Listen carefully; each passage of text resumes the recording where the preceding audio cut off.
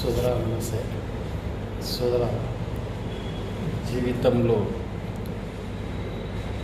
మనకు మంచి మాట తెలియజేస్తాను.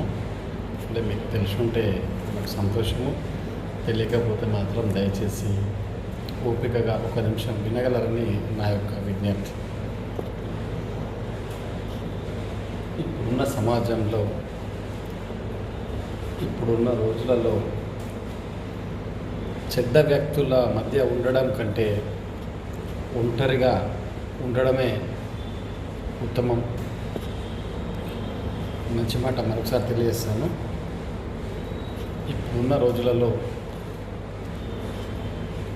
చెడ్డ వ్యక్తుల మధ్య ఉండడం కంటే ఒంటరిగానే ఉండడము ఎంతో ఉత్తమమని ఈ సందర్భంగా నా మిత్రులందరికీ తెలియజేస్తున్నాను. Thank you very much.